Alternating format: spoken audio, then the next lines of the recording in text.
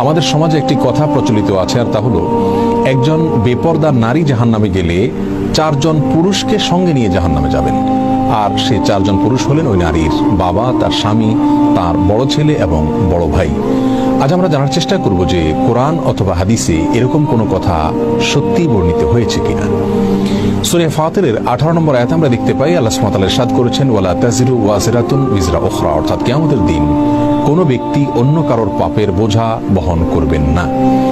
সূরা নাজমের একটি আয়াতে আল্লাহ সুবহানাহু ওয়া তাআলা ইরশাদ করেছেন, ওয়া আল্লাইসা লিল ইনসানি ইল্লা মা সা, অর্থাৎ একজন ব্যক্তি যা করবেন সেটাই শুধুমাত্র তার উপরে বর্তাবে।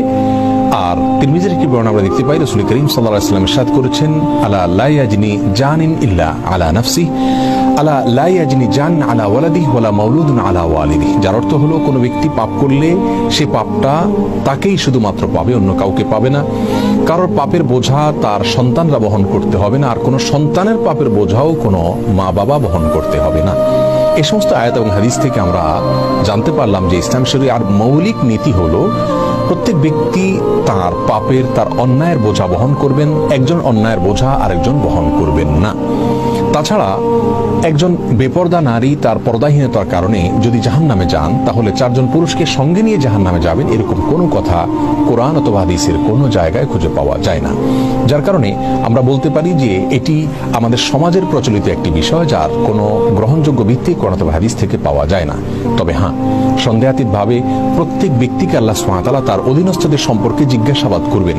সেখানে নারী, পুরুষ, বাবা, সন্তান সকলেই সমান।